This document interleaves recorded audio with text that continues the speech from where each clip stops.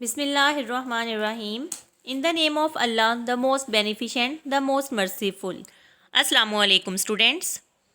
This is lecture number 5 of class 5 from Islamiyat. We read in this lecture name Rawadari, page number 76 and 78.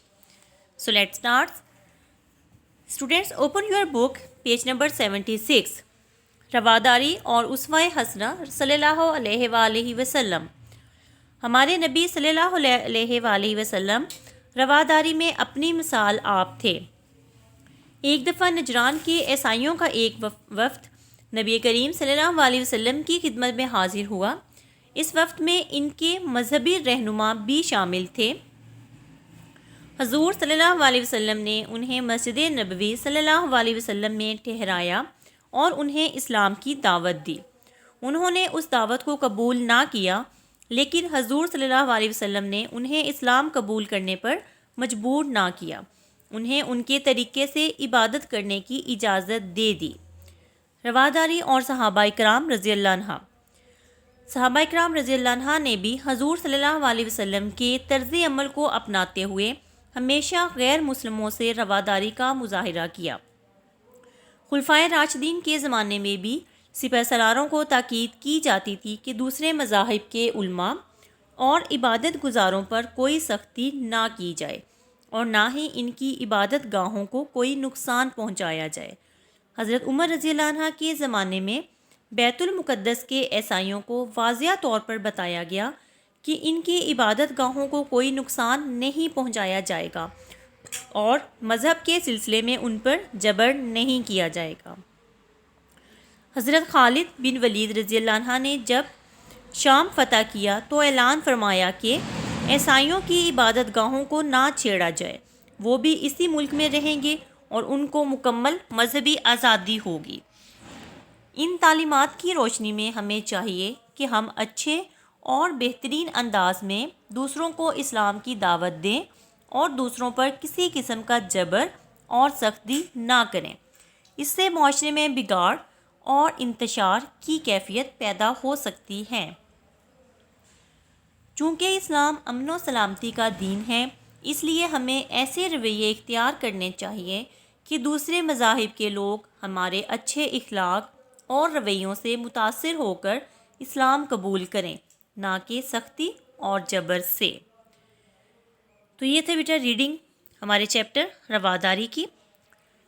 Next beta page number 78 پہ سوال number 3. اس کے پہلے 2 part جو ہیں یہ ہم نے کر لیے ہیں اپنے پریویس لیکچر میں. اب ہم اس کا پارٹ نمبر 3 کریں گے. رواداری کے دائرہ کار کی وضاحت کیجیے. اور نمبر 4 اس کا ہے اسوہ حسنہ صلی اللہ علیہ وسلم کی روشنی میں رواداری کی کوئی مثال دیجیے. اینڈ نمبر 5 خلفائے راشدین کے زمانے میں سپہ سالاروں کو کیا تاکید کی جاتی تھی. تو بیٹا یہ 3 سوال ہیں جو کہ آج ہم کریں گے. سب سے پہلے سوال نمبر 3، یہ اس کا آنسر ہے. سوال تھا رواداری کے دائرہ کار کی وضاحت کیجیے. دوسرے مذاہب کے لوگوں سے زبردستی اپنی بات منوانا رواداری کے خلاف ہے، لیکن رواداری کا مطلب یہ بھی نہیں ہے کہ ہم دوسرے مذاہب کے لوگوں کو خوش کرنے کے لیے اسلام کے احکامات پر عمل نہ کریں یا اسلام کی تعلیمات میں کوئی رد و بدل کریں. اگر دین اسلام غیر مسلموں کو اپنے عقیدے پر قائم رہنے کا حق دیتا ہے تو دوسرے مذاہب کے لوگوں کو بھی کوئی حق نہیں کہ وہ مسلمانوں کے دین میں کسی طرح کی مداخلت کریں.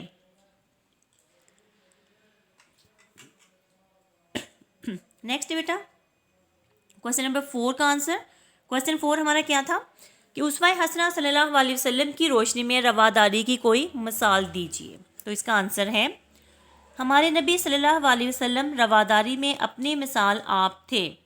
ایک دفعہ نجران کے عیسائیوں کا ایک وفد نبی کریم صلی اللہ علیہ وسلم کی خدمت میں حاضر ہوا. اس وفد میں ان کے مذہبی رہنما بھی شامل تھے.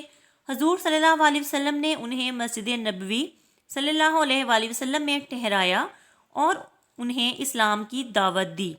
انہوں نے اس دعوت کو قبول نہ کیا، لیکن حضور صلی اللہ علیہ وسلم نے انہیں اسلام قبول کرنے پر مجبور نہ کیا. انہیں ان کے طریقے سے عبادت کرنے کی اجازت دے دی۔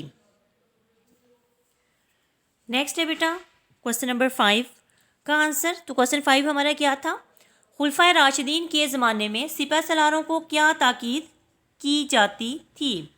تو اس کا آنسر ہے خلفائے راشدین کے زمانے میں بھی سپہ سالاروں کو تاکید کی جاتی تھی کہ دوسرے مذاہب کے علماء اور عبادت گزاروں پر کوئی سختی نہ کی جائے اور نہ ہی ان کی عبادت گاہوں کو کوئی نقصان پہنچایا جائے۔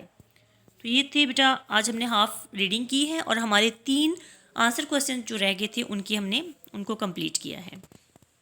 تو بیٹا آپ کا ہوم ورک ہے کہ آپ نے ریڈنگ کرنی ہے اگین پیج نمبر 76 کی، اور آپ نے کوسچن آنسر یہ جو ہیں ان کو لرن بھی کرنا ہے اور ان کو اپنے رجسٹرز پہ رائٹ بھی کرنا ہے۔ So students complete over lecture, take care, اللہ حافظ۔